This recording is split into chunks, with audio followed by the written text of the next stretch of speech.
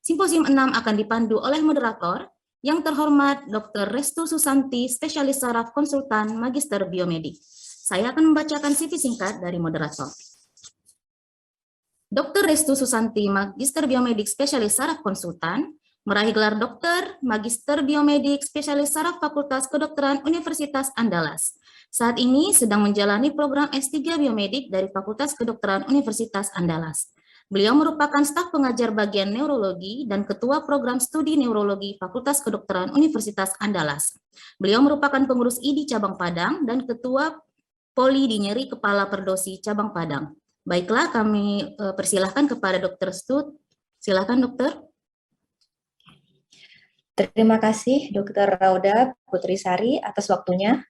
Assalamualaikum warahmatullahi wabarakatuh. Selamat pagi, salam sehat dan salam sejahtera untuk kita semua. Yang terhormat Profesor dan Dokter sekalian, peserta Medical Studium Generale ID tahun 2022 yang merupakan sesi kerjasama ID dengan Perdosi pada hari ini. Baik, kita akan mulai simposium paralel sesi ke-6 pada room 3 ini dengan topik headache primary dan secondary, di mana kita semua sama-sama tahu bahwa nyeri kepala merupakan keluhan di mana seseorang paling sering datang baik itu ke dokter di layanan primer, sekunder, dan tersier. Dan diharapkan dalam sesi ini kita sama-sama kembali mengupdate ilmu kita mengenai nyeri kepala sebagai diagnosis ataupun nyeri kepala sebagai suatu tanda bahaya.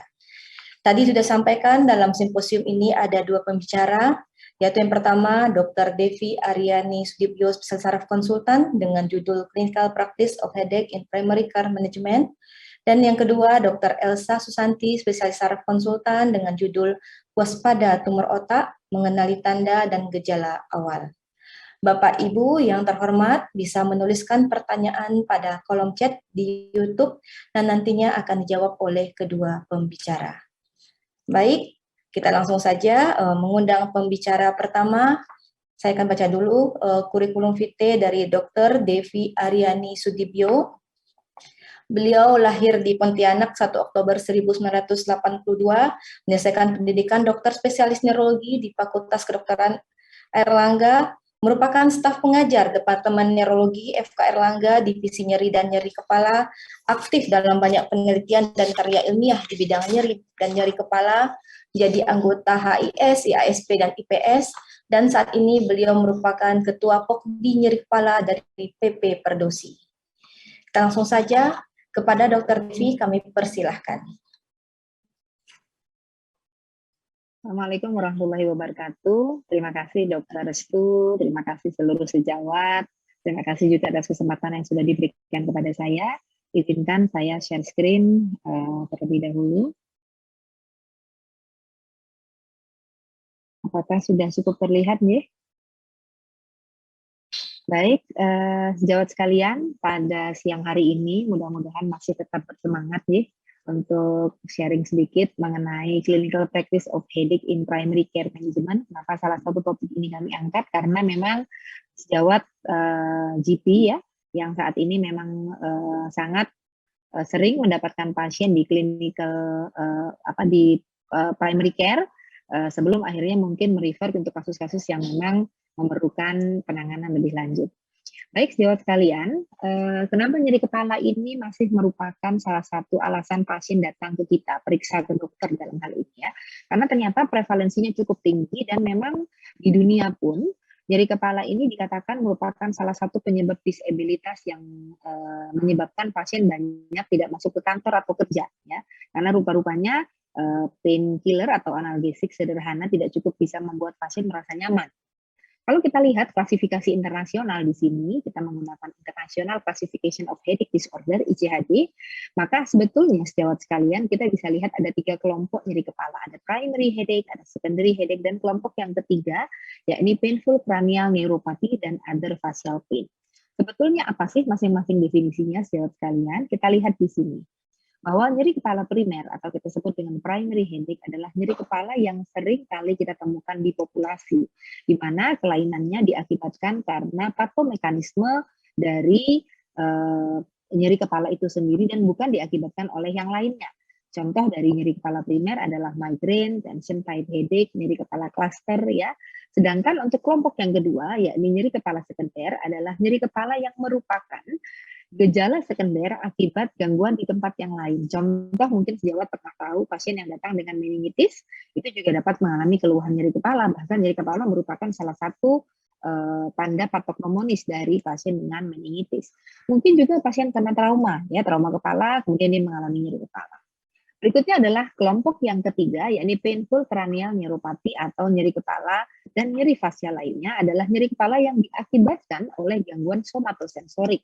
Apa sih somatosensorik? Contohnya mungkin kalau kita kasih contoh lebih gampang untuk mengingat adalah trigeminal neuralgia, di mana trigeminal neuralgia ini adalah suatu kelainan yang diakibatkan karena gangguan pada nervus trigeminus. Kita bisa lihat di sini, sejawat mungkin bisa unduh dari IHS, International Headache Society, di mana klasifikasi ini bisa free download ya dari ICHD-3 dan dari POCDI, kelompok studi nyeri kepala PT Perfusi, kita juga mengeluarkan konsensus nasional di tahun 2018 yang saat ini akan proses revisi di edisi yang baru.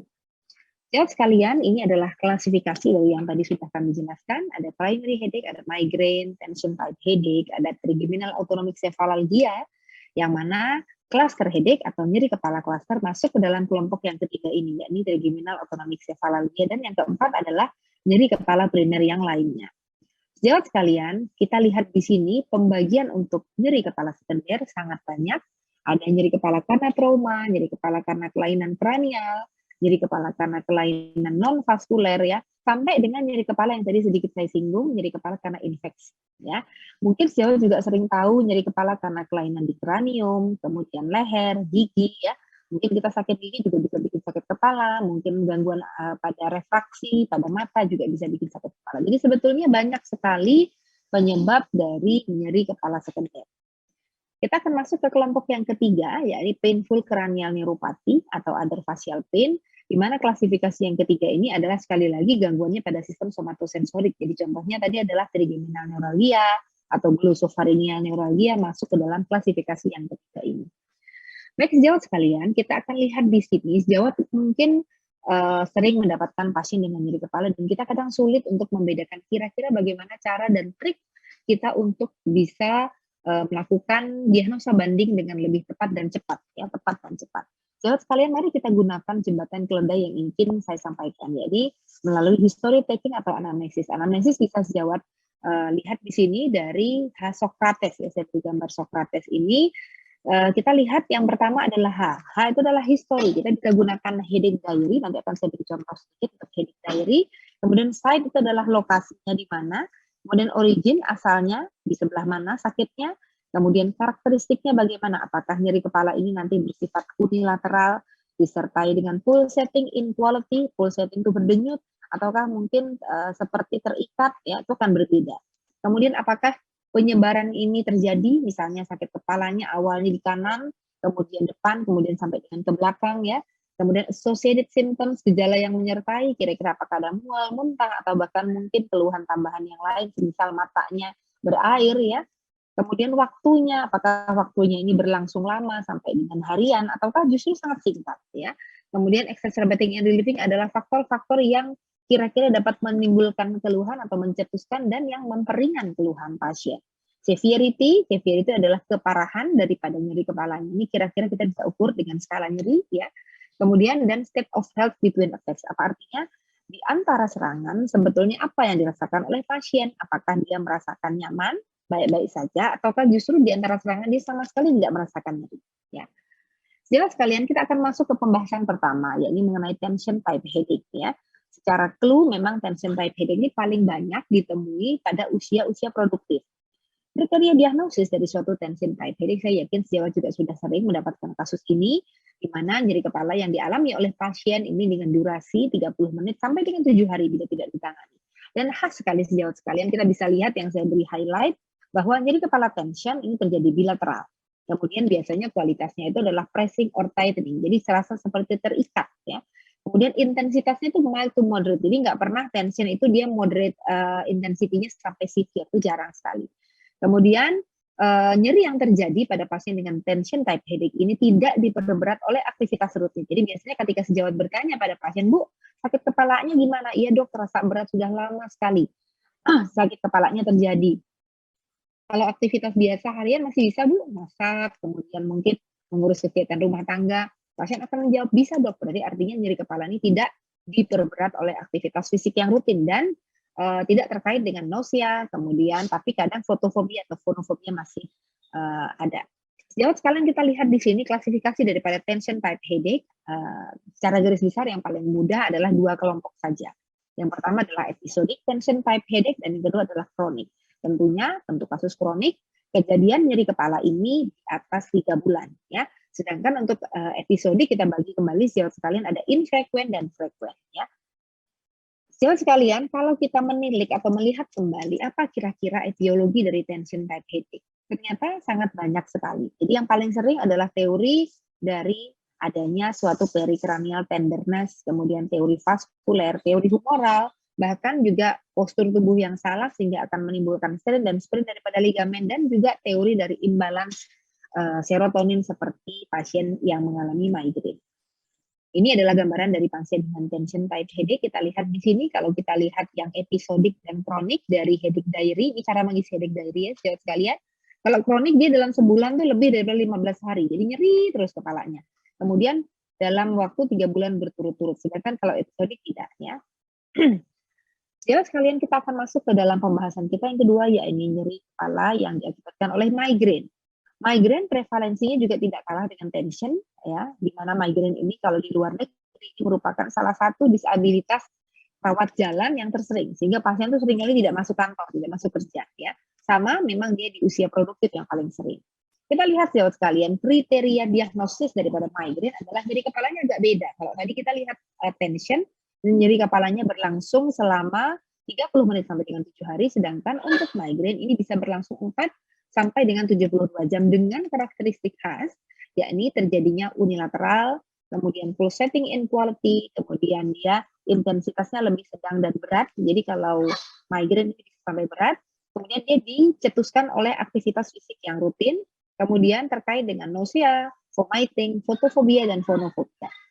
Sejauh sekalian, kita tadi sudah lihat kriteria diagnosis daripada migraine, maka minimal terjadinya serangan migraine itu adalah minimal 5 kali attacks, ya, 5 kali serangan yang mengikuti kriteria yang tadi sudah saya sebutkan. Jadi kejadiannya 4 sampai dengan 72 jam, ya. Sejauh sekalian, kalau kita mau lihat di sini berdasarkan ICHD-3, ya, International Classification of Headache Disorder, maka klasifikasi daripada migraine ini sebetulnya cukup banyak. Jadi yang kita tahu mungkin selama ini hanya 2, migrain dengan aura dan migrain tanpa aura. Sebetulnya klasifikasinya ada 6 kelompok. Kita lihat di sini sejauh sekalian ada migrain dengan aura, migrain tanpa aura, chronic migraine, complication of migraine, probable migraine, dan episodic syndrome that may be associated with migraine.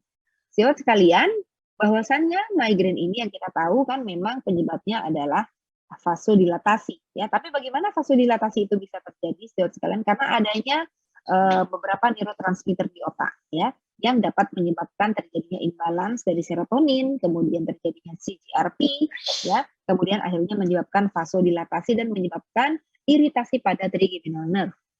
Kita lihat di sini bahwa dari segi headache diary, penderita yang mengalami migraine ini memang bisa terjadi kronik, ya, kalau terjadinya sangat sering, ya. Dalam hitungan hari dia lebih daripada 8 hari per bulan.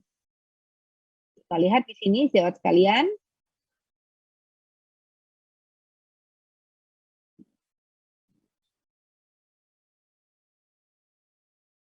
Mohon maaf, ini ada trouble sedikit.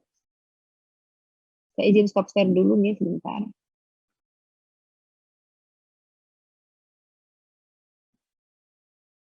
Oke, saya sambung kembali.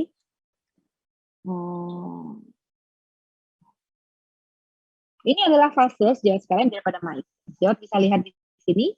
Yang pertama adalah gejala prodromal, yakni pasien akan mengalami keluhan mood change, kemudian fatigue, kemudian adanya gangguan kognitif, ya. Biasanya penderita migraine sudah hafal sejauh sekalian. Aduh, ini saya bakal serangan migraine, ya. Ada food craving, jadi lapar aja bawaannya. Kemudian kalau migraine ini disertai aura, maka akan muncul gejala-gejala aura yang hanya terjadi maksimum di 60 menit sekali, 1 jam maksimum. Nah, bentuk daripada aura ini sebetulnya sangat banyak. Bisa aura visual, aura somatosensorik ya, dan sangat fully reversible. Di garis bawah sejauh sekali, jadi fully reversible. Setelah aura, itu disusul dengan fase headache. Fase headache ini akan diawali dengan early headache, di mana pasien akan mengalami nasal congesti, kemudian fase yang masih tumpul, nyeri kepalanya, lalu evolving headache, nyeri kepalanya lebih berat, sampai intensitas maksimal, kemudian dia advance ya, headache disertai dengan keluhan tambahan ya, throbbing pain, kemudian nausea, fotofobia, fonofobia, sampai dengan nyeri kepala yang sangat severe, dan terakhir di gejala postdormal, di mana pasien sudah mengalami nyeri kepala yang hebat, dia akan mengalami fatigue, kemudian akan terasa muscle pain ya. Jadi ada 4 tahap. Yang pertama prodormal, kemudian yang kedua adalah aura, yang ketiga adalah fase headache atau nyeri kepala, dan yang terakhir adalah fase postdormal. Ini adalah salah satu contoh aura visual, sejawat sekalian. Kita bisa lihat ada skotoma, kemudian ada fortification spectra. Ini adalah contoh-contoh yang dialami oleh penderita dengan migrain. Kalau kita melihat pembahasan tentang migrain, maka tidak lepas dari pembahasan pencetus migrain. Kalau kita lihat pencetus migrain, maka kita pasti akan terpikir bahwa pencetus migrain itu adalah seluruh makanan yang mengandung dairy product, ya, coklat, susu, ya, kemudian makanan-makanan instan yang banyak mengandung glutamat, ya, monosodium glutamat atau penyedap rasa, ya. Padahal sebetulnya bukan hanya itu, sejawat sekalian, banyak lagi pencetus daripada migrain yang tidak hanya kaitannya dengan makanan. Kita lihat di sini, stres, ya, stres daripada lingkungan itu juga bisa mempengaruhi. Kemudian hormonal pada wanita, hati-hati, sejawat sekalian. Ini paling sering kita tidak recognize, kita tidak bisa mengenali, padahal ternyata pencetusnya adalah hormonal. Kemudian adanya gangguan daripada pola tidur, ya, yang memang karena pekerjaan yang menuntut segera selesai misalnya, lalu tidurnya kurang, ini juga bisa sebagai pencetus daripada migrain. Dan sekarang kita akan masuk ke pencetus migrain yang kalau di jurnal itu dikatakan top 10, ya, top 10 migraine precipitating factors. Kita lihat ada stres, hormonal, gangguan auditorik, tidur termasuk salah satunya, gangguan pada olfaktori, fatigue, kemudian cuaca. Cuacanya ternyata sangat berpengaruh terhadap pada para penderita migrain. Jadi cuaca yang terlalu ekstrim biasanya, ya. Kemudian konsumsi alkohol, hati-hati sejawat sekalian, fasting, puasa, kemudian gangguan visual. Ini adalah top 10 migraine precipitating factors. Baik, sejawat sekalian, saya akan izin masuk ke pembahasan tentang nyeri kepala cluster, ya. Sejawat pasti tahu pembahasan tentang nyeri kepala cluster ini yang kita ingat adalah nyeri kepala ini rare, jarang, dan sering kali terjadi pasti pada laki-laki, ya. Oleh karenanya, saking jarangnya, kita itu lupa bahwa dulu nyeri kepala cluster ini disebut suicide headache. Kenapa? Karena nyeri kepala yang hebat sekali, atau yang paling populer nama lainnya adalah Harris-Horton disease, ya, Harris-Horton disease.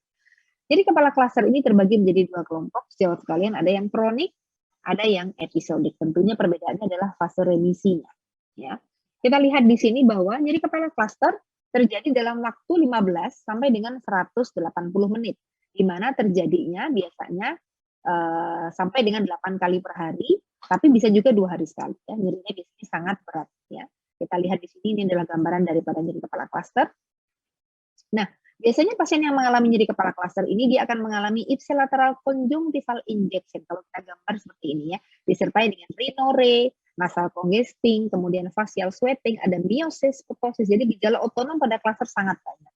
Ini adalah gejala otonomnya. Dan pasiennya itu seringkali agitated, ya, gelisah sekali karena severe daripada nyeri kepala cluster ini. Dan seringkali dia memang terjadi pada saat malam hari.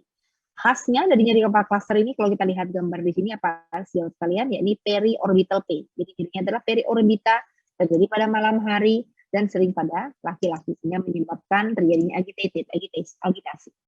Sedikit saya singgung mengenai nyeri kepala sekunder, karena tadi di awal sudah saya sampaikan ada 3 kelompok nyeri kepala. Yang akan saya singgung untuk nyeri kepala sekunder hanya 2 pada pertemuan kita kali ini adalah medication of reuse headache, ya. Apa itu? Medication of reuse headache adalah nyeri kepala yang terjadi ketika sejawat berlebihan memberikan painkiller, atau istilahnya adalah OTC, over the counter analgesic, di mana nyeri kepala terjadi lebih dari 15 hari karena penggunaan obat-obatan, ya. Di mana obat-obatan yang dimaksud tentunya adalah obat-obatan yang digunakan untuk mengurangi sakit kepalanya. Kalau dulu medication of reuse headache juga punya nama lain, rebound headache atau drug induced headache, ya. Yang kedua adalah tentang headache attribute to neoplasm, di mana nanti akan dibahas lebih detail oleh Dr. Elsa ya di pembicara berikutnya. Nah, sejauh sekalian kita akan masuk ke pemeriksaan fisik, di mana pemeriksaan fisik ini adalah salah satu juga cara kita untuk melakukan evaluasi pada pasien yang datang dengan keluhan nyeri kepala. Setelah kita tahu Hippocrates tadi, cara melakukan history taking atau anamnesa, maka kita juga harus tahu kira-kira pemeriksaan fisik apa sih yang perlu kita perhatikan betul pada penderita dengan nyeri kepala. Kita lihat yang pertama adalah tanda vital, yakni tekanan darah. Yang kedua adalah pemeriksaan neurologis, yakni general assessment of mental status.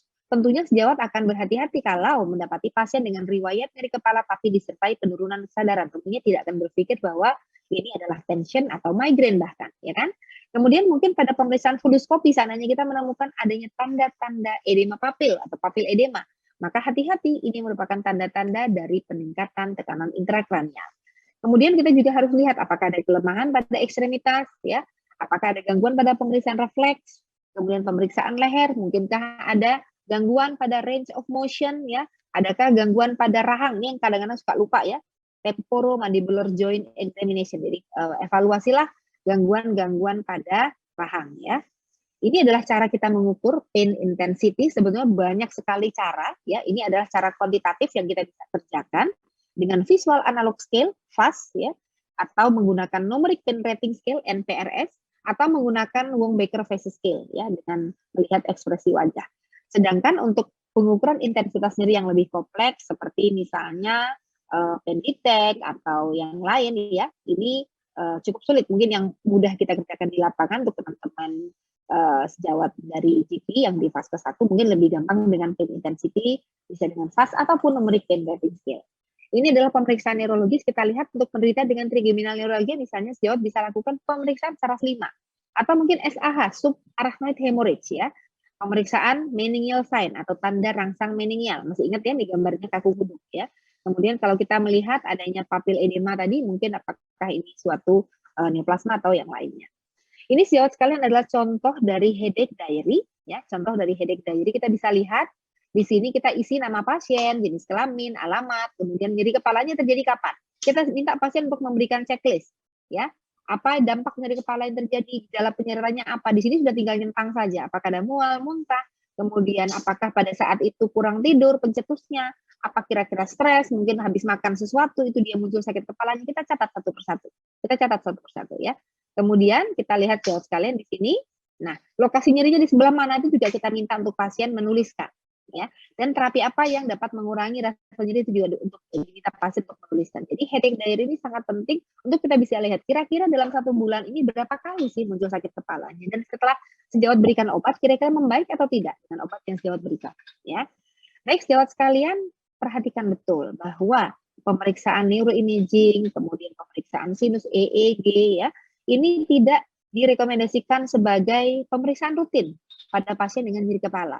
Justru yang harus sejawat perhatikan betul adalah history taking atau anamnesa dan pemeriksaan klinis untuk dapat menegakkan suatu diagnosa primary headache atau nyeri kepala primer.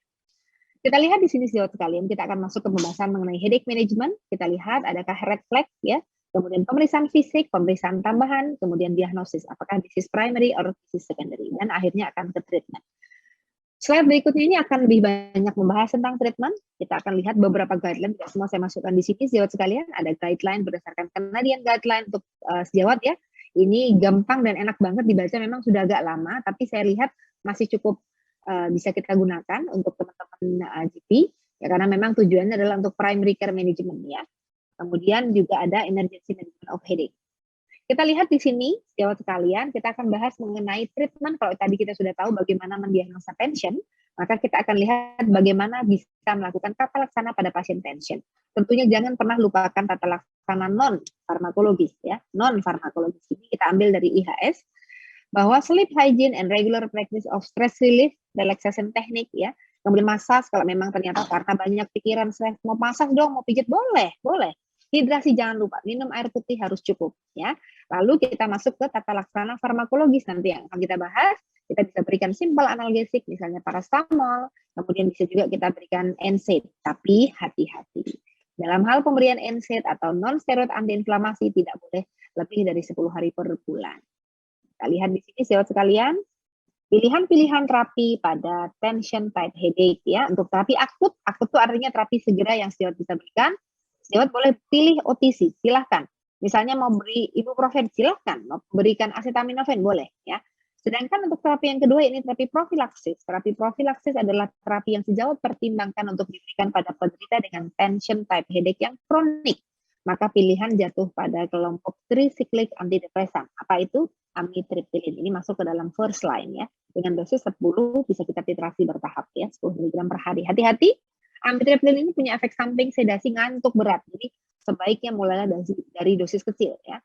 Kalau di bidang nyeri kepala ini saya selalu menginformasikan bahwa selalulah start low dose loh. Jadi mulailah dengan dosis yang kecil dan titrasilah bertahap karena pasien akan tidak suka kalau muncul efek samping ya.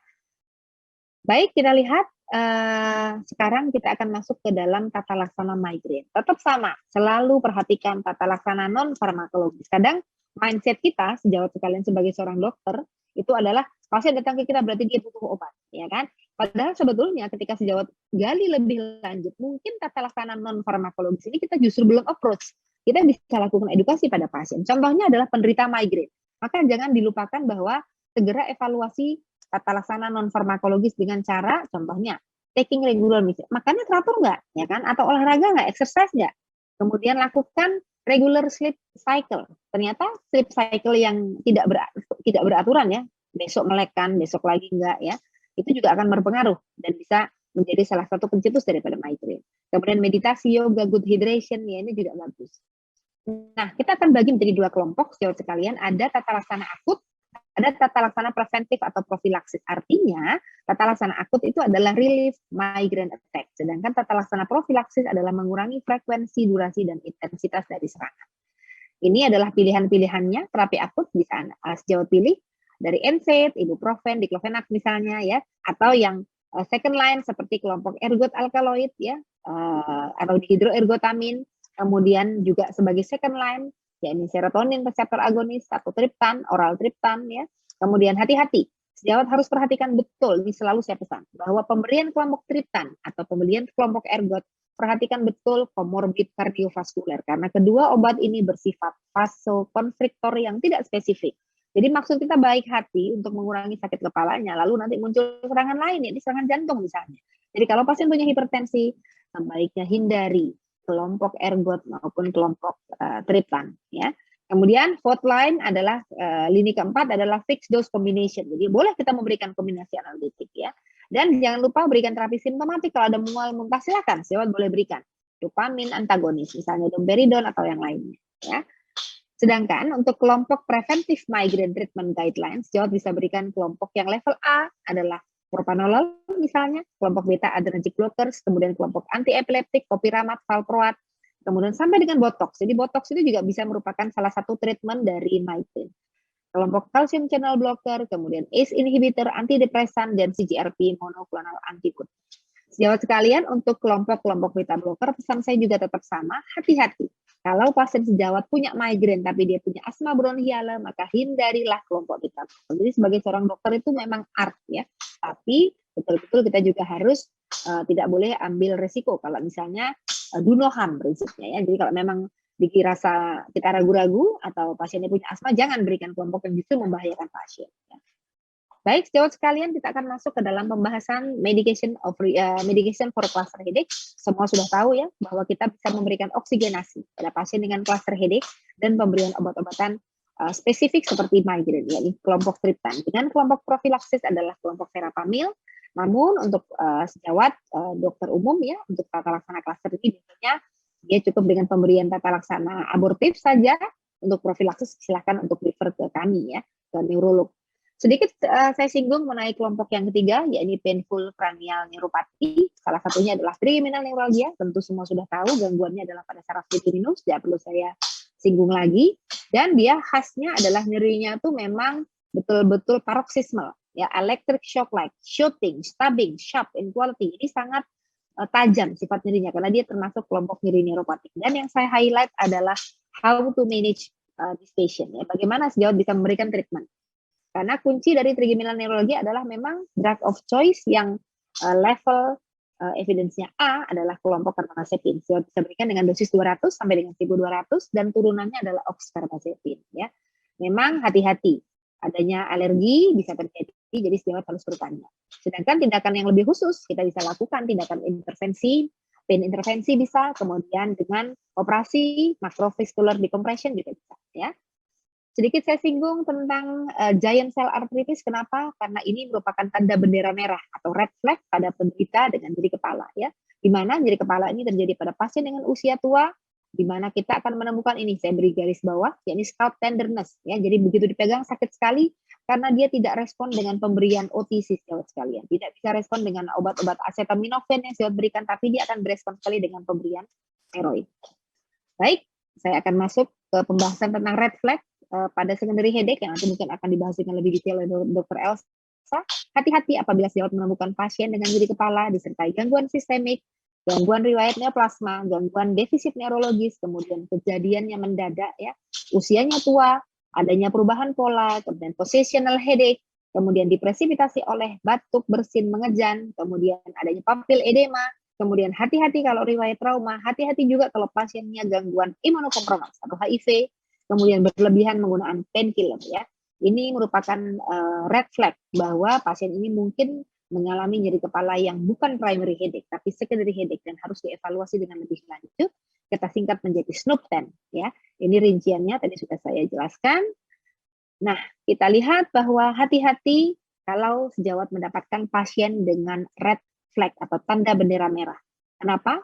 Karena kalau kita mendapatkan pasien dengan tanda bendera merah, sejawat dapat lakukan referral atau rujukan ya dengan melakukan pemeriksaan penunjang. Kita lihat di sini sudden onset headache contohnya, sejawat bisa evaluasi apakah mungkin karena subarachnoid hemorrhage misalnya atau yang lain ya. Pasien dengan HIV mungkin nyeri kepalanya bukan karena tension tapi karena suatu cerebral toxoplasmosis ya, karena opportunistic infection atau yang lain. Nah, ini ya, jadi red flag, maka sejawat bisa lakukan rujukan ke neurolog dan segera lakukan pemeriksaan lanjutan. Ini adalah slide terakhir dari saya. Kalau kita sebagai seorang dokter umum di primary care management, maka kita akan lihat apakah ada tanda red flag. Jadi red flag singkatannya adalah SNOOP-10 ya, yang paling baru. Kemudian kita lihat kalau ada SNOOP-10 sudah tidak pakai mikir lagi sejauh sekalian, langsung refer and investigate. Jadi jangan memperlama pasien di TPK 1 karena itu akan malah justru membahayakan pasien ya. Kita akan lihat kalau ternyata tidak ada tanda bendera merah, kita lihat apakah ini masuk ke dalam suatu primary headache yang mana? Apakah tension? Tentunya dengan ciri-ciri tadi bilateral, kemudian nyerinya mild to moderate, apakah masuk ke dalam suatu migraine ya, unilateral, moderate to severe, ataukah suatu cluster headache nyerinya periorbital laki-laki ya. Baik, sejawat sekalian, terima kasih. Sekian dari saya stop share. Assalamualaikum warahmatullahi wabarakatuh.